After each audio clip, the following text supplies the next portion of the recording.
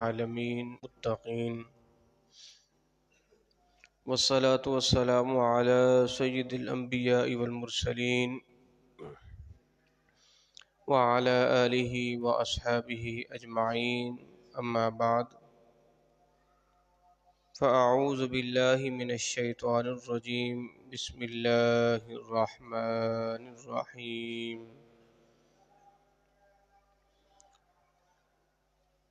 ان الذين يبايعونك انما يبايعون الله آمنت بالله صدق الله العظيم وصدق رسوله النبي الكريم الأمين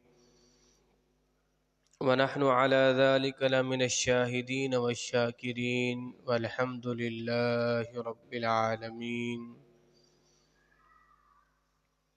قال الله تبارك وتعالى في شان حبيبه مخبرا وآمرا ببركة إن الله وملائكته يصلون على النبي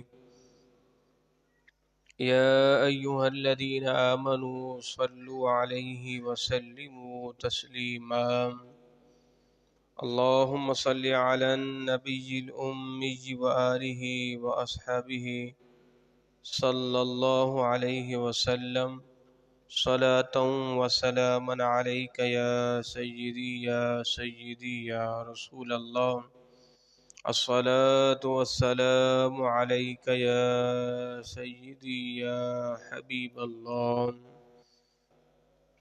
مولاي صل وسلم دائما أبدا على حبيبك خير الخلق كلهم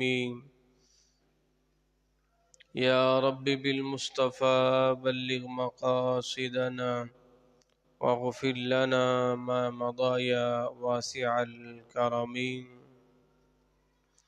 الہی بحق بنی فاطمہ کہ برقول ایماں کنی خاتمہ اگر دعوتم رد کنی ور قبول منو دست و دامان آل رسول الہی تو آساں کنی مشکلات تو فعل محمد علیہ الصلاۃ. حمد و ثنا کے بعد محترم و محتشم عزیزان گرامی قدر، بارگاہ رب العزت میں دعا گو ہوں اللہ رب العزت ہم سبوں کی نماز جمعہ کی حاضری کو اپنی بارگاہ میں قبول اور منظور فرمائے. اللہ رب العزت آج کے اس بابرکت دن کی برکت سے عالم اسلام کی اور اہلیان اسلام کی اللہ جملہ مشکلات کو دور فرمائے. سامعین محترم، میں نے سورۃ الفتح آیت نمبر 10 کا ابتدائی حصہ تلاوت کیا ہے. اللہ رب العزت ارشاد فرماتا ہے ان الذین یبایعونک، اے نبی بے شک جو لوگ آپ کے ہاتھ پر بیعت کرتے ہیں، انما یبایعون اللہ، وہ اللہ ہی سے بیعت کرتے ہیں. ید اللہ فوق ایدیہم، ان کے ہاتھوں پر اللہ کا ہاتھ ہے. فمن نکث فانما ینکث علی نفسہ، تو جس نے عہد توڑا تو وہ اپنی جان کے خلاف ہی عہد توڑتا ہے. ومن اوفی بما عاہد علیہ اللہ، اور جس نے اللہ سے کیے ہوئے اپنے وعدے کو پورا کیا، فسوف یؤتیہ اجرا عظیما، تو اللہ فرماتا ہے ہم جلد اسے ایک عظیم ثواب عطا فرمائیں گے. اب اس آیت مبارکہ میں صلح حدیبیہ کے موقع پر جب صحابہ کرام علیہم الرضوان کو پتہ چلا کہ جناب عثمان غنی کو اہل مکہ نے شہید کر دیا، تو انہوں نے پھر حضور کے ہاتھ پر بیعت کی کہ ہم جناب عثمان غنی رضی اللہ تعالی عنہ کا بدلہ لیں گے۔ تو اللہ نے اس بیعت کو یہاں پر بیان فرمایا، جبکہ وہ خبر جھوٹی خبر تھی کہ جناب عثمان غنی رضی اللہ تعالیٰ عنہ کو شہید نہیں کیا گیا تھا۔ تو بہرحال جب صحابہ کرام نے حضور سے بیعت لی تو اللہ نے ارشاد فرمایا، اے نبی، جن لوگوں نے آپ سے بیعت لی انہوں نے در حقیقت اللہ ہی سے بیعت لی، اور جس نے اللہ سے بیعت لی اور اس نے اللہ سے کیے ہوئے عہد کو پورا کیا تو اللہ رب العزت انہیں جلد اجر عظیم عطا فرمائے گا۔ اب اگلی آیت کریمہ میں اللہ ارشاد فرماتا ہے، سَيَقُولُ لَكَ الْمُخَلَّفُونَ مِنَ الْأَعْرَابِ شَغَلَتْنَا أَمْوَالُنَا وَأَهْلُنَا۔ اے نبی، جب آپ واپس پلٹ کے آئیں گے تو پیچھے رہ جانے والے دیہاتی اب تم سے کہیں گے، ہمیں ہمارے مال اور ہمارے گھر والوں نے مشغول کیے رکھا، تو آپ ہمارے لیے مغفرت کی دعا کریں۔ اس لیے کہ جنگ کے موقع پر جب ضرورت پڑے اور پھر کوئی پیچھے رہ جائے تو پھر اس کے لیے معافی نہیں ہے بغیر کسی عذر کے۔ تو فرمایا، اے نبی، جب آپ واپس پلٹ کے آؤ گے ان لوگوں کے پاس، بعض تو وہ تھے جو منافقین تھے، وہ تو ان جنگ و جدل میں جانا اپنے لیے باعث ہلاکت سمجھتے ہیں۔ جب اللہ کے رسول نے اہل مدینہ سے یہ عہد کیا کہ ان قریب اللہ تمہیں فتح نصیب فرمائے گا، اور جب ان پر چند مصیبتیں آئیں تو جو منافقین تھے تو انہوں نے کہا، ما وعدنا اللہ ورسولہ الا غرورا، اللہ اور اس کے رسول نے جو ہم سے وعدہ کیا ہمیں تو دھوکہ دیا ہے، ہمیں تو یہ کہا تھا کہ تمہیں تو خزانے ملیں گے، اب حالت ایسی ہو گئی ہے ہمارے پاس کھانے کو کچھ نہیں ہے۔ تو یہ منافقین کی اندر کا نفاق تھا کہ جنہوں نے اللہ کے رسول سے شکایت کی۔ تو اسی طرح جب سرکار جنگوں میں جاتے، واپس پلٹ کے آتے، تو اللہ پہلے اپنے حبیب کو وحی کے ذریعے بتلا دیتا، اے نبی، جب آپ واپس پلٹ کے آؤ گے تو یہ لوگ آپ سے کیا کہیں گے، آپ ہمارے لیے مغفرت کی دعا کریں، ہمیں ہمارے گھر والوں نے، ہمارے مال نے جنگ میں آنے سے رو کے رکھا۔ جبکہ صحابہ کرام کا معاملہ اس کے الٹ تھا۔ صحابہ کرام اہل مدینہ کی پوری جو معیشت تھی وہ ان کی فقط کھجوروں کی کھیت تھی۔ اہل مدینہ میں آج کھجوریں ہی ہیں، پوری دنیا میں جاتی ہیں، تو ظاہر وہاں پر تو کھیتی باڑی ہوتی نہیں ہے، یہ کہ اب ہونے لگی ہے، اور یہ بھی قیامت کی نشانیوں میں سے ہے۔ حضور نے فرمایا کہ عرب میں جب کھیتی باڑی شروع ہو جائے گی، یہ بھی قیامت کی نشانیوں میں سے، اس لیے کہ وہاں پر تو کھیتی باڑی کا نام و نشان نہیں تھا حضور کے زمانے میں، مگر اب مصنوعی زمین بنا کر کھیتی باڑی بھی شروع کی جا رہی ہے۔ اور حضور نے فرمایا کہ ان قریب اہل عرب دوبارہ بتوں کی پوجا پاٹ میں لگ جائیں گے، یہ بھی قیامت کی نشانیوں میں سے ہے۔ اور اب اس قسم کی خبریں زیر گردش ہیں کہ عرب کے کچھ دیہاتی وہ دوبارہ سے بتوں کو بنانا، بتوں کو بیچنا سلسلہ شروع ہو رہا ہے، اللہ کی پناہ۔ تو صحابہ کرام کو جب حضور نے فرمایا چلیے تو کہا چلیے، اپنی پکی ہوئی فصلوں کو بھی پرواہ نہیں کی، ان کو معلوم تھا کہ بس فصل اتار کے رکھنی ہے پھر چلتے ہیں، اگر آپ فصل کو نہیں اتاریں گے وہیں پہ ضائع ہو جائے گی۔ تو صحابہ کرام نے کہا چلیے تو پھر چلیے، مگر منافقین کیا کہتے تھے، نہیں ہماری کھیتی تیار ہو گئی، اب ہم نہیں جا سکتے، ہمارے چھوٹے چھوٹے بچے، ہم نہیں جا سکتے۔ تو فرمایا، اے نبی، جب آپ واپس پلٹ کے آؤ گے تو یہ اپنی زبانوں سے وہ بات کہیں گے جو ان کے دلوں میں نہیں ہوگی، یعنی منافقت کریں گے۔ تو اے نبی، آپ ان سے فرما دو اگر اللہ تمہیں نقصان پہنچانا چاہتا ہے، وہ تمہاری بھلائی کا ارادہ فرمائے، تو اللہ کے مقابلے میں کون تمہارے لیے کس چیز کا اختیار رکھتا ہے؟ اللہ کی مرضی، اللہ چاہے تو تمہیں نقصان دے، اللہ چاہے تو تمہیں بھلائی دے۔ اللہ اکبر، اللہ تمہارے کاموں سے باخبر ہے۔ بلکہ تم تو یہ سمجھتے ہو کہ رسول اللہ صلی اللہ علیہ وسلم اور مسلمان ہرگز کبھی اپنے گھر والوں کی طرف واپس نہیں آئیں گے۔ جب صحابہ کرام کے ساتھ حضور جاتے نا جہاد پر، تو منافقین کہتے یہ گنتی کے چند مسلمان اور آگے اتنی کر و فر فوج ہے، بھلا یہ واپس آئیں گے؟ کبھی بھی نہیں آئیں گے۔ تو حضور نے فرمایا تم تو یہ کہتے ہو کہ اللہ کے رسول اور مسلمان ہرگز کبھی اپنے گھروں کی طرف واپس لوٹ کے نہیں آئیں گے، یہ بات تمہارے دلوں میں بڑی خوبصورت بنا دی گئی ہے، اچھا ہوا ہم نہیں گئے۔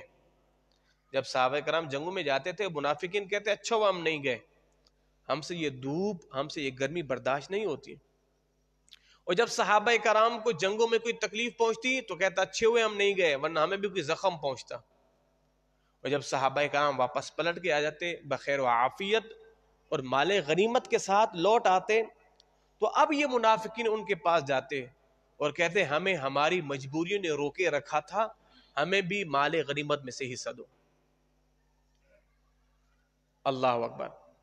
تو فرمایا کہ اے نبی، یہ تمہاری ہلاکت کے منتظر رہتے ہیں، یہ بہت برا گمان کیا رکھتے ہیں کہ ہلاک ہونے والے لوگ تھے جو اللہ اس کے رسول پر ایمان لائے، بے شک ہم نے کافروں کے لیے بھڑکتی آگ تیار کر رکھی ہے۔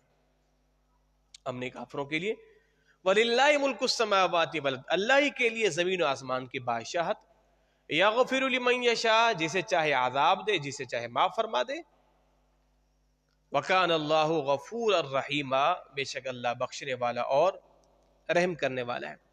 سَيَقُولُ الْمُخَلَّفُونَ إِذَا انطَلَقْتُمْ، اے نبی جب آپ واپس پلٹو گے غنیمتوں کے ساتھ، یہ آپ کے پاس آ جائیں گے اور کہیں گے لِتَأْخُذُوهَا ذُرُونَا نَتَّبِعْكُمْ، ہمیں بھی اس میں سے دو۔ یریدون ان یبدلوا کلام اللہ، یہ چاہتے ہیں اللہ کے کلام کو تبدیل کریں۔ قل لن تتبعونا كذلكم قال اللہ من قبل، فرماؤ اللہ نے پہلے ہی سے یوں ہی فرما دیا تھا کہ تم نے ہمارے ساتھ جانا ہی نہیں ہے، بلکہ تم تو جلتے ہوئے۔ اب یہ منافقین کیا کہیں گے مسلمانوں سے کہ تم تو ہم سے جلتے ہو؟ منافقین مسلمانوں سے کہیں گے فَسَيَقُولُونَ بَلْ تَحْسُدُونَنَا، بلکہ تم سے جلتے ہو، ہمیں تو مال غنیمت نہیں دیتے۔ بَلْ كَانُوا لَا يَفْقَهُونَ إِلَّا قَلِيلًا، اے نبی یہ اکثر ہیں ہی نادان، انہیں کچھ سمجھ ہی نہیں ہے کہ بولنا کیا ہے اور بولنا کیا نہیں ہے۔ قُلْ لِلْمُخَلَّفِينَ مِنَ الْأَعْرَابِ، اب پیچھے رہ جانے والے دیہاتیوں سے فرماؤ ان قریب تمہیں ایک سخت لڑائی کی طرف بلایا جائے گا، اگر تم ان سے لڑو یا مسلمان ہو جاؤ یا فرما برداری کرو تو اللہ تمہیں اچھا ثواب دے گا۔ یعنی اب جو ہو گیا سو ہو گیا، اب ان قریب ایک بڑی لڑائی اور آنے والی ہے، تم تیار رہو، اب تمہارا ان سے مقابلہ ہوگا۔ اگر تم ثابت قدم رہے تو اللہ تمہیں بہترین اجر دے گا۔ وَإِن تَوَلَّوْا، اگر تم پھر گئے، بھاگ گئے، كَمَا تَوَلَّيْتُ مِن قَبْلُ، جیسے کہ تم سے پہلے بھی لوگ بھاگ گئے تھے، يُعَذِّبُكُمْ عَذَابًا أَلِيمًا، تو پھر اللہ رب العزت تمہیں دردناک عذاب دے گا۔ اللہ اکبر۔ اب اسلام نے یہ بھی بتایا ہے کہ کس پر لڑائی ہے اور کس پر لڑائی نہیں ہے۔ لَيْسَ عَلَى الْأَعْمَى حَرَجٌ وَلَا عَلَى الْأَعْرَجِ حَرَجٌ وَلَا عَلَى الْمَرِيضِ حَرَجٌ، اندھے پر، لنگڑے پر کوئی مواخذہ نہیں ہے، یعنی کوئی شخص اندھا ہے وہ جہاد میں جانا اس پر لازم نہیں ہے، اور کوئی لنگڑا ہے اس پر بھی لازم نہیں ہے۔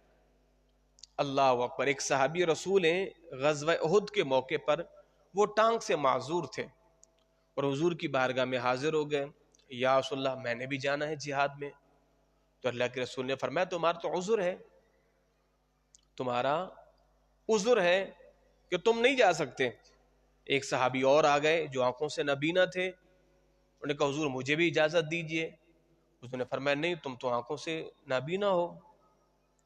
ایک اور بچہ آ گیا، حضور مجھے بھی اجازت دیجئے، میں نے بھی لڑائی میں جانا ہے۔ تو حضور نے فرمایا تمہاری عمر کم ہے۔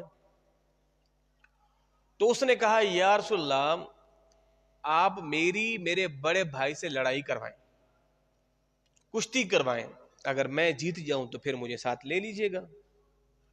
حضور نے فرمایا ٹھیک ہے۔ ان دو بھائیوں کی کشتی جب کرائی گئی تو چھوٹا والا جو تھا وہ بڑے والے پر غالب آ گیا، اس کو پچھاڑ دیا۔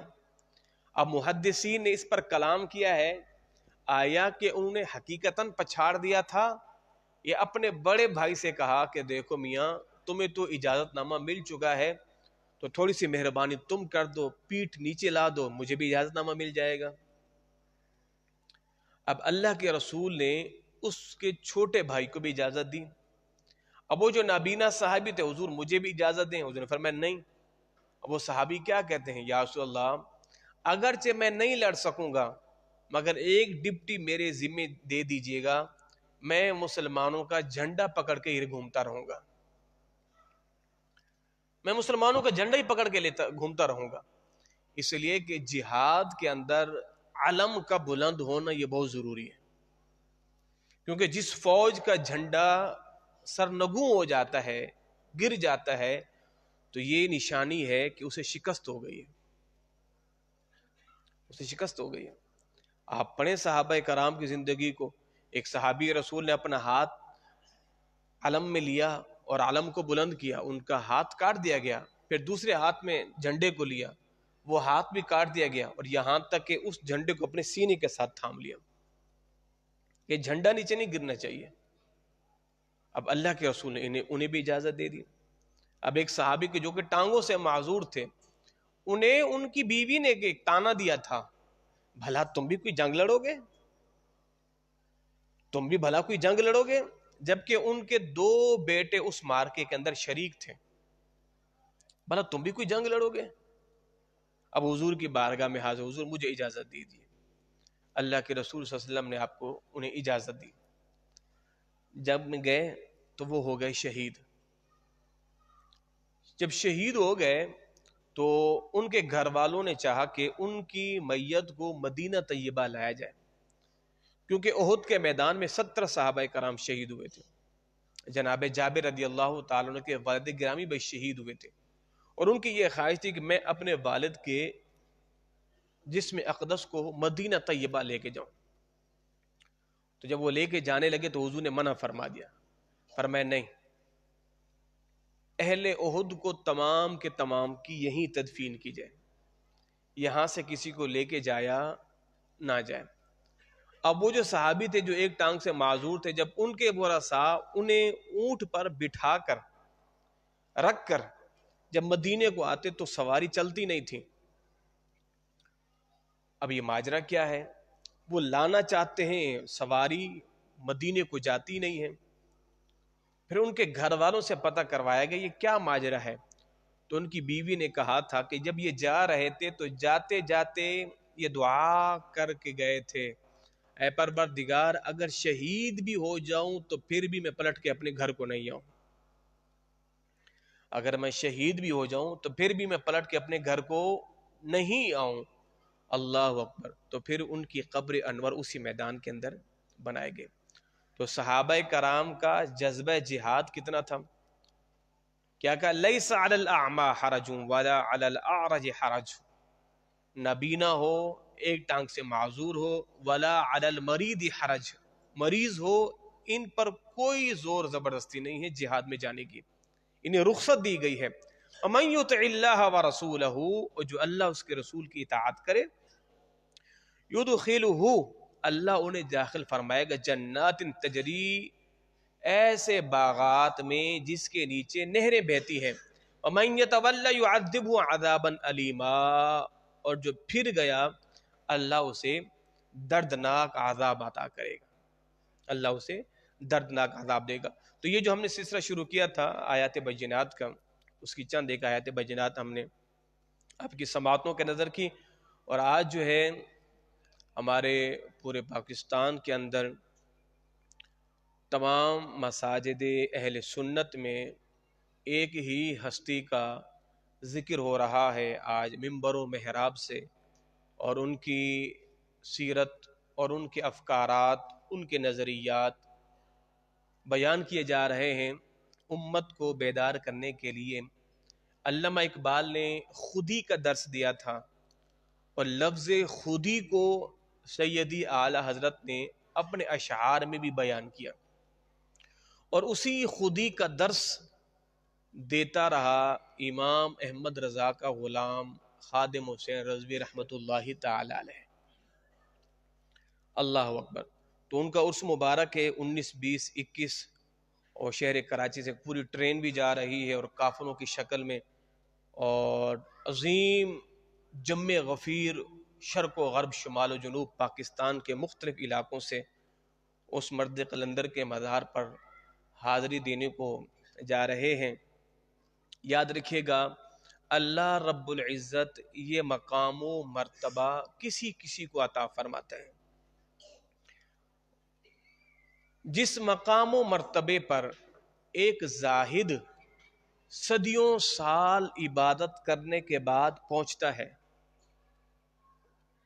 عابد و زاہد و روزہ دار، شب زندہ دار، تہجد گزار، متقی پرہیزگار، جس مقام کو صدیوں عبادت و ریاضت کے ذریعے پہنچتا ہے، حضور کا غلام اس مقام، کیا اس مقام سے بھی آگے ایک لمحے میں پہنچ جاتا ہے۔ اور وہ پہنچتا کس وجہ سے ہے؟ حضور کی عزت و ناموس پر پہرا دینا، حضور کی عزت و ناموس پر دفاع کرنا۔ آج غازی علم الدین شہید رحمت اللہ تعالی علیہ کا تذکرہ کیا جاتا ہے نا، نہ تو کوئی حافظ تھا، نہ وہ کوئی قاری تھا، نہ کوئی عالم تھا، نہ کوئی مفتی تھا، نہ کوئی صاحبزادہ تھا، نہ کوئی شہزادہ تھا، نہ کوئی پیر زادہ تھا، نہ کوئی خانزادہ تھا، کچھ بھی نہیں تھا۔ ایک کمہار، بلکہ درخان یعنی کارپینٹر کا بچہ تھا، لکڑیوں کا کام کرنے والے کا تھا، مگر حضور کی عزت و ناموس پر پہرا دیا تا دم حیات۔ اس کا نام حضور کے غلاموں میں لکھ دیا گیا ہے تا دم حیات۔ اور علامہ اقبال جیسا شاعر مشرق، مصور پاکستان، اس غازی علم الدین شہید کی میت پر کھڑا ہو کر کہتا ہے، اے غازی، ہم تو ایسے ہی باتیں کرتے رہ گئے اور تو ہم سے بازی لے کے چلا گیا ہے۔ حضور کی عزت و ناموس پر پہرا دینا اس کائنات کا سب سے عظیم کام ہے، یاد رکھیے گا، سب سے عظیم کام اس دور میں حضور کی عزت و ناموس پر دفاع کرنا۔ اس سے بڑا کوئی کام کائنات میں سمجھتا ہوں کوئی ہے ہی نہیں۔ سب سے بڑا کام حضور کی عزت و ناموس پر پہرا دینا ہے۔ اللہ اکبر۔ اور جو حضور کی عزت و ناموس پر پہرا دے گا، قیامت کے دن اسے خصوصی پروٹوکول ملے گا، اور وہ جناب صدیق اکبر کی صف میں کھڑا ہونے کا اللہ اسے اعزاز بخشے گا۔ اور قیامت تک جتنے بھی محافظین ختم نبوت آئیں گے، انہیں ضرور بے ضرور جناب صدیق اکبر رضی اللہ تعالی عنہ کا فیض پہنچے گا۔ اور بڑی مزے کی بات ہے، آپ اگر تاریخ کا مطالعہ کریں نا، جن جن لوگوں نے حضور کی ختم نبوت پر پہرا دیا ہے، ان میں سے ایک کثیر تعداد وہ تھی کہ جو یا تو سلسلہ طریقت کے لحاظ سے یا پھر نسب کے لحاظ سے کہیں نہ کہیں ان کی شاخ صدیق اکبر سے جا کے ملتی ہے، سلسلہ نسب ہو یا سلسلہ طریقت ہو۔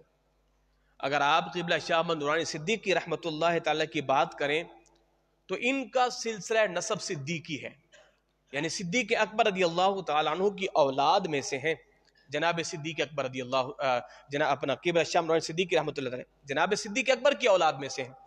اللہ نے ان سے یہ کام لیا حضور کی عزت و ناموس کا۔ اگر آپ قبلہ بابا جی کی بات کریں، ان کا سلسلہ طریقت صدیقی ہے، کیونکہ سلسلہ نقش بندیہ جو ہے نا، سلسلہ نقش بند، تو سلسلہ نقش بند اس کا جو تعلق ہے وہ جناب صدیق اکبر کی ذات ہے۔ تو یہ جو سلسلہ نقش بندیہ چلا ہے، یہ صدیق اکبر سے چلا ہے، صدیق اکبر سے چلا ہے۔ اللہ اکبر۔ 44 یا 45 واسطوں سے آپ جناب صدیق اکبر رضی اللہ تعالی عنہ کے سلسلہ طریقت میں آتے ہیں، 44 یا 45 واسطوں سے۔ اللہ اکبر۔ تو اس کائنات میں اللہ نے اسے عروج اور اسے دوام عطا کیا ہے کہ جس نے اپنے آپ کو حضور کی عزت و ناموس پر قربان کیا ہے۔ سیدی اعلی حضرت کا نام تا صبح قیامت باقی رہے گا۔ بڑے بڑے علماء گزرے ہیں، اعلی حضرت عظیم البرکت سے پہلے بھی گزرے ہیں، آپ کے بعد بھی گزرے ہیں، مگر امام احمد رضا خان کے نام کو اللہ نے اتنا شہرہ کیوں دیا ہے اور آپ کی ذات کو اتنا عروج لازوال کیوں دیا ہے؟ اس کی ایک خصوصی جو امتیازیت ہے نا، وہ یہ ہے کہ امام احمد رضا خان نے حضور کی عزت و ناموس کا دفاع کیا ہے، حضور کی عزت و ناموس کا دفاع کیا ہے، تو اس لیے اللہ رب العزت نے آپ کو وہ عظیم مقام و مرتبہ عطا کیا ہے کہ تا صبح قیامت امام احمد رضا خان رحمت اللہ تعالی کا نام اسم گرامی اہل محبت کے ہاں ادب و احترام کے ساتھ آپ کا نام لیا جائے گا۔ اللہ اکبر۔ تو قبلہ خادم حسین رضوی رحمت اللہ تعالی علیہ، آپ نے کتنا بڑا کام کیا۔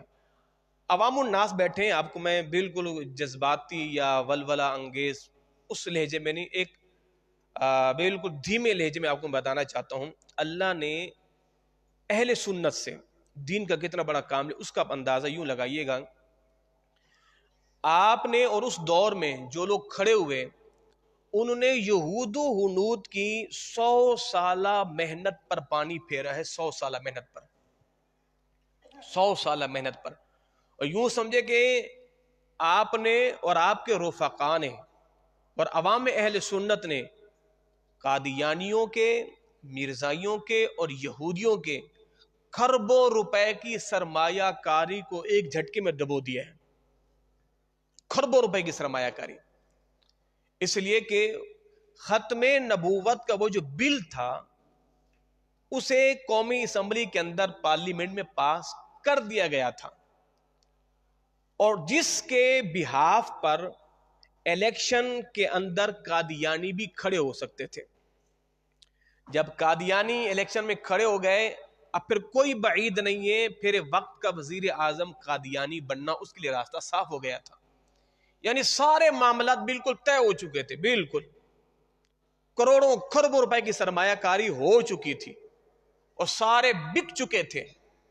اللہ کی قسم اگر اس وقت عوام اہل سنت کے یہ جم غفیر فیض آباد کی سرزمین پر نہ جاتا اور اگر یہ اپنی جانوں کا نذرانہ نہ دیتا، خدا کی قسم آج بہت بڑا نقصان عوام اہل سنت کیا عالم اسلام کو اٹھانا پڑتا،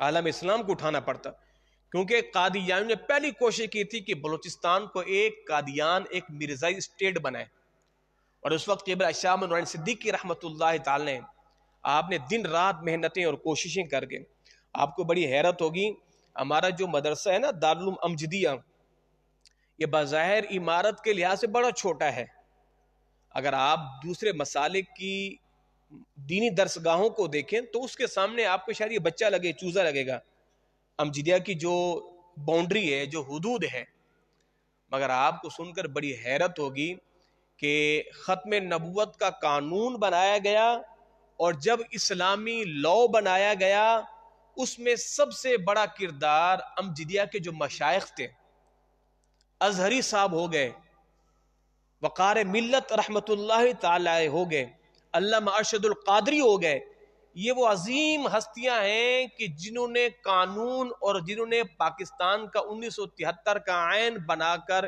اس حکومت کو دیا ہے۔ اندازہ لگائیں، یہ ہمارے جو اکابرین ہیں، یہ جو قانون بنے ہوئے ہیں 1973 کا پورا قانون آئین پاکستان، اس میں بہت بڑا کردار ہمارے علماء اہل سنت کا ہے کہ جنہوں نے وہ بنا کے دیا ہے۔ اندازہ لگائیں، اتنا بڑا کردار، اتنا بڑا اہم کردار ہے ہمارے علماء اہل سنت کا پاکستان کے لیے۔ تو قبلہ شاہ نورانی صدیقی رحمت اللہ تعالی علیہ کے پاس قادیانی جو ہے وہ کروڑوں روپے لے کر پہنچے تھے، اور آپ سے کہا کہ آپ فقط اتنا کہیں، ٹھیک ہے ہم مرزا غلام احمد کو نبی نہیں مانتے مگر ہم اپنا ایک رہبر مانتے ہیں، رہنما مانتے ہیں، آپ اتنی اجازت دلوا دیں، تھوڑی سی گنجائش پیدا کر دیں۔ اللہ اکبر۔ قبلہ نورانی صاحب رحمت اللہ تعالی علیہ نے فرمایا کہ تم تو ابھی میرے پاس یہ کروڑوں روپے کے بریکیس بھر کر لائے ہو، میں تو صدیوں پہلے حضور کے بازار میں بک چکا ہوں، صدیوں پہلے بک چکا ہوں. الحمدللہ آپ کو مسلک اہل سنت کے اندر غدار علماء نظر نہیں آئیں گے. غدار نہیں آئیں گے. دین کی خاطر جن قربانیاں دی ہیں نا، اگر آپ 1958 70 73 یہ جنگ آزادی کے بعد، اگر جنگ آزادی میں بھی آپ دیکھیں فضل حق خیر آبادی، مفتی کفایت علی کافی، سارے بڑے بڑے اکابرین علماء اہل سنت ہیں. آج ہندوستان کی میڈیا ہو یا ہندوستان کا پارلیمنٹ ہو، وہ فضل حق خیر آبادی کے گن گاتا ہے اور وہ برملا کہتا ہے کہ اہل سنت کا وہ عظیم مجاہد فضل حق خیر آبادی سب سے پہلے جنہوں نے انگریزوں کے خلاف جہاد کا فتویٰ دیا اور مسلمان کھڑے ہوئے. آج ہندو بھی سکون کی سانس لے رہا ہے، یہ صدقہ بھی فضل حق خیر آبادی کی ذات کا ہے. اللہ اکبر. تو اللہ نے بہت کچھ دیا ہے مسلک اہل سنت کو، مگر ہم نے کبھی اس کی قدر نہیں کی، ابھی ہم نے اس کو جانچا ہی نہیں ہے. اگر کوئی مسلک اہل سنت میں ایسا کوئی شخص آ کے پھر چلا جاتا ہے تو پریشان ہونے کی ضرورت نہیں ہے، جہاں کا خمیر تھا وہ وہیں پہنچا. مسلک اہل سنت کا کوئی لبادہ اوڑھ کر گھس کے آ جاتا ہے اور قوم کو گمراہ کرتا ہے رافضیت کے نام پر، تفضیلیت کے نام پر، اور پھر دوبارہ کود کے وہیں چلا جاتا ہے تو پریشان ہونے کی حاجت نہیں ہے. جہاں کا خمیر تھا وہیں لوٹا، چلا گیا وہیں پر.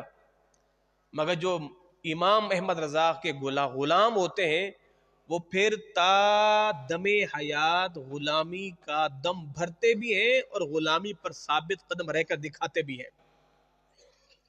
اب اندازہ لگاؤ، جب سیدہ فاطمۃ الزہرا رضی اللہ تعالی عنہا کے حوالے سے اور جناب صدیق اکبر اور مولا کائنات کے حوالے سے ایک ماحول بن چکا تھا افضلیت کے اوپر، اور جناب فاطمۃ الزہرا رضی اللہ تعالی عنہا کے حوالے سے افضلیت کے اوپر ایک پورا ماحول بن چکا تھا اور لوگوں کو تذبذب میں شکار کیا جا رہا تھا اور صحابہ کرام کے خلاف بھونکا جا رہا تھا. تو اس وقت بابا جی نے ایک جملہ کہا تھا، پنجابی کا جملہ ہے، اور آپ نے اس وقت کے علماء کو کہا تھا، علماء سو کو کہا تھا کہ جو صحابہ کرام کو بھونک رہے تھے، تو آپ نے فرمایا کہ دھر دھر کتے ہو، اب تم صحابہ کو پڑ گئے ہو. اس کا معنی ہے کہ دور ہو جاؤ بغیر، تو اب تم صحابہ کو بھونکو گے. آپ نے ایک جملہ کہا تھا گستاخان صحابہ کے خلاف، ایک جملہ کہا تھا. حضرت فاطمہ الزہرا رضی اللہ تعالی عنہا کا جب مسئلہ آیا اور حضور کی عزت و ناموس کا جب مسئلہ آیا تو آپ نے ایک بات کہی تھی. اب وہ مجلس ایسی ہے، میں سمجھتا ہوں شاید میں کہوں یا نہ کہوں، تو آپ نے ایک جملہ کہا تھا، حضور پر تم بات کرتے ہو، امت کو چاہیے. دیکھیں یہ جملے وہی کہہ سکتا ہے کہ جو حضور کی محبت میں فنا ہو، جو حضور کی محبت میں فنا ہو. تو آپ نے فرمایا کہ تم حضور کے گھر والوں پر باتیں کرتے ہو، امت کو چاہیے وہ فقط اللہ کے نبی صلی اللہ تعالی علیہ وآلہ وسلم کے بول تک رہے، بس اس سے آگے بڑھے ہی نہیں. اندازہ لگائیں،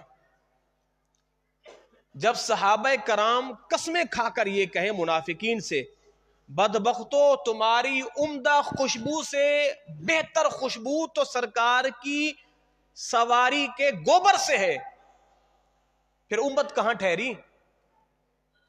ایک منافق نے عمدہ خوشبو لگائی، سرکار کی سواری نے پیشاب کیا، کہا یہ دیکھو کہاں سے گندی بدبو آ رہی ہے. تو صحابی نے کیا کہا؟ تیری عمدہ خوشبو بھی سرکار کی سواری کے پیشاب کے آگے کچھ نہیں ہے. یہ عشق تھا صحابہ کا، ہم کہاں ٹھہرے؟ تو آپ نے فرمایا تمہیں حق کیا پہنچتا ہے یار، تم حضور کی گھر والوں کو لے کے بیٹھ جاؤ، تمہیں حق کیا پہنچتا ہے تم صحابہ کے تذکرے کرو؟ کرنی ہے تو ان کی شان بیان کرو، ان میں نقص ڈھونڈنا. آج بڑی وہ حیرت ہوتی ہے کہ کچھ لوگ جو جناب مولا کائنات جناب صدیق اکبر کو لے کے بیٹھے ہوتے کہ علی افضل ہے صدیق سے، علی افضل ہے صدیق سے، فاطمہ افضل ہے صدیق سے. لا حول ولا قوت الا باللہ العلی العظیم. جب میرے مدنی آقا نے فرما دیا ہے انبیاء کے بعد عزت و عظمت کا سورج فقط صدیق اکبر کی ذات پر طلوع ہوا ہے، بس ختم. تو سارے نبیوں کے بعد سب سے افضل ہستی صدیق اکبر کی ہستی، بس. ہمیں ہمارے اکابرین ایک نظریہ دے کے جا چکے، بس اس پر ہم نے قائم رہنا ہے. اللہ اکبر. تو اس لیے مسلک اہل سنت کی ترویج و اشاعت میں ہم نے اپنے علماء کا ساتھ دینا ہے. میں نے سیدی اعلیٰ حضرت کے 10 نکاتی پروگرام کو میں نے بیان کیا تھا 3-4 جمعے پہلے. آپ نے ان میں سے ایک پروگرام یہ بھی دیا تھا کہ علماء کو چاہیے اور عوام اہل سنت کو چاہیے اپنے مسلک کے لٹریچر، اپنے مسلک اور اپنے عقائد پر کتب اور پمفلیٹ چھپوا کر ان کو تقسیم کر کے قوم تک پہنچائیں، لٹریچر کی شکل میں اپنی قوم کو اپنے عقائد سے آگاہ کرتے رہیں، اپنے معمولات سے آگاہ کرتے رہیں.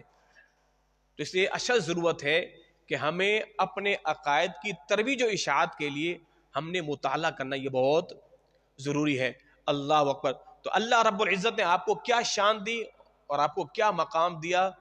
آج شرق و غرب ہندوستان کے جو علماء ہیں نا، ہندوستان کے جو علماء اگر وہ بھی وہاں پر لبیک یا رسول اللہ کا نعرہ لگا لیں تو وہاں کی حکومت کے بھی کان کھڑے ہو جاتے ہیں. وہاں کی حکومت کے بھی کان کھڑے ہو جاتے ہیں کہ ایک نعرہ لگایا تھا پاکستان میں اس بابے نے اور اتنا بڑا جو ہے وہ بھوپال آ گیا تھا، اور کہیں ایسا نہ ہو کہ وہ لبیک والے یہاں ہندوستان میں بھی آ جائیں، یہاں ہندوستان میں بھی کہیں لبیک والے نہ آ جائیں. اس لیے کہ اب یہ جو نعرہ ہے نا لبیک یا رسول اللہ، اب یہ ایک نظریہ بن چکا ہے. ہاں، اب اس کے پیچھے بہت بڑی پاور ہے، بہت بڑی پاور ہے. اللہ اکبر. اب سمجھو یہ تو ہمارا ایک تشخص بن چکا ہے، اب ہماری یہ ایک پہچان بن چکا ہے کہ لبیک یا رسول اللہ صلی اللہ تعالی علیہ وآلہ وسلم. تو حضور کے نام پر جنہوں نے نذرانے دیے نا اپنی جانوں کے، وہ تا دم حیات کے لیے امر ہو گئے ہیں، تا دم حیات کے لیے امر ہو گئے ہیں. دیکھیں نا، آج کوئی اگر لاہور بھی جاتا ہے نا تو ہم پوچھتے ہیں جناب کدھر، وہ پہلے یہ کہتا ہے کہ دیکھیں پہلے میں داتا صاحب کے دربار پہ جاؤں گا، پھر میں بابا کے مزار پر جاؤں گا. ہر ایک یعنی علماء تو علماء نیوٹرل لوگ بھی، جی کہاں، یہ پہلے داتا کے مزار پہ پھر بابا کے مزار پہ، پہلے داتا کے مزار پہ اور پھر بابا کے مزار پہ. اللہ اکبر. یہ داتا کا ہی سارا صدقہ ہے، ان اولیاء کرام کا ہی صدقہ ہے کہ وہ جس کا انتخاب کر لیتے ہیں تو پھر اللہ اسے کیسا امر کر دیتا ہے.